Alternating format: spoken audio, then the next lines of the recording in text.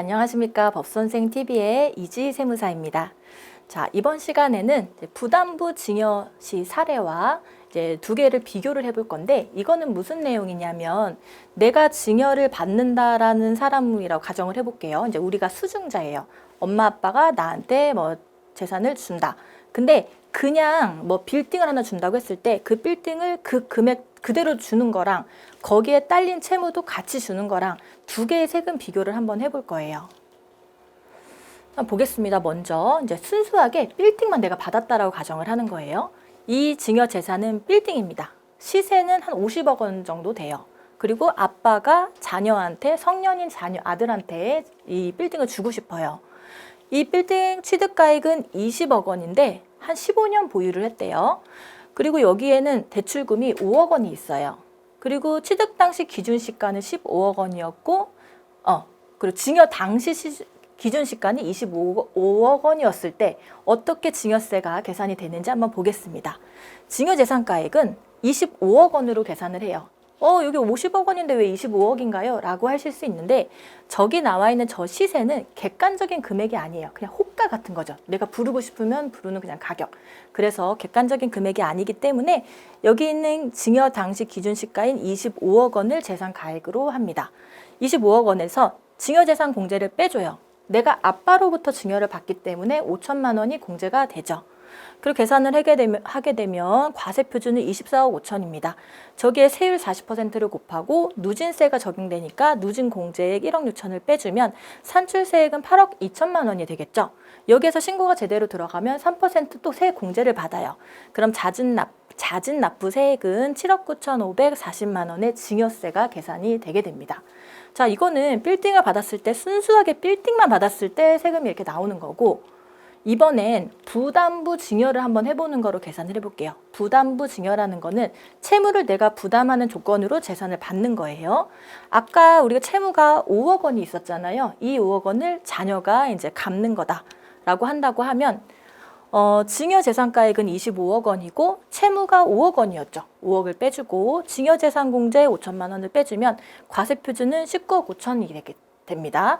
그 19억 5천만 원의 증여세율을 곱해서 누진공제를 차감하게 되면 산출세액이 6억 2천. 근데 3%또 신고세액공제 차감해지면 자진납부세액은 6억 원대로 이제 떨어지겠죠. 아까 앞전에는 7억 9,500이었는데 지금은 증여세가 이렇게 줄어들어요. 채무를 이전받으니까. 근데 이렇게 하면은 너무 단순하잖아요. 당연히 이걸로 하겠지, 누구나. 하지만 이제 나라에서는 그렇게 내비두진 않겠죠. 이제 어떤 세금이 같이 따라오냐면 아빠 입장에서는 내가 갚아야 될 채무를 대신 다른 사람이 갚아주게 되는 거예요. 아들이 대신 갚게 되겠죠. 그래서 그 아들한테 넘어간 이 채무에 대해서는 유상양도라고 봐서 양도소득세가 부과가 됩니다. 아빠한테는. 그러면 양도소득세는 어떻게 계산이 되냐면 양도차익의 세율을 곱해서 이제 양도소득세가 계산이 되는데, 뭐 간단하게 한번 살펴볼게요. 양도가액 아까 기준시가 25억, 취득 당시 15억 하면 양도차익은 10억입니다. 근데 이 10억에 대해서 전부 다 양도세를 부과하는 거는 말이 안 되죠. 내가 지금 채무 5억 원이 이전된 거면 그것만 세금을 계산을 해야죠. 그래서 25억 원 중에서 채무가 차지하는 5억에 대한 비율이 이 사례에서는 20%예요. 그래서 양도차익의 20%를 곱한 금액이 과세되는 양도차익이 2억입니다. 여기에서 15년 동안 보유를 했기 때문에 장기 보유 특별공제가 이제 또 차감이 되고 과세표준의 양도세 세율을 적용이 되면 여기에서 세율은 이제 3,410만 원인데 양도소득세는 소득이기 때문에 소득에 대한 지방세가 따라옵니다. 10%. 그래서 국세 3,410만 원에 지방소득세 10% 해서 총 국세랑 지방세는 3,751만 원의 양도소득세가 부과가 되죠. 그러면 아들이 채무도 넘겨받고 증여세를 계산한 이 6억 원 정도에다 양도소득세까지 합산하게 되면 6억 3,891만 원이라는 세금이 부과가 되죠. 이 거래를 함으로써. 그러면 그냥 순수하게 증여했을 때에 비해서 세금은 이제 줄어드는 효과를 가지고 옵니다.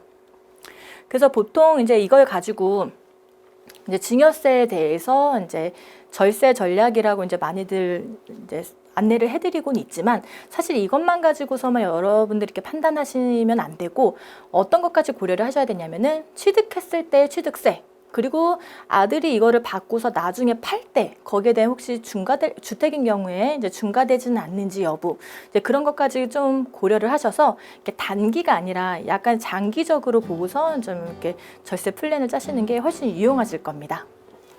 자, 이번 시간에 여기까지 강의를 드리고 다음 시간에 다시 또 찾아뵙겠습니다. 감사합니다.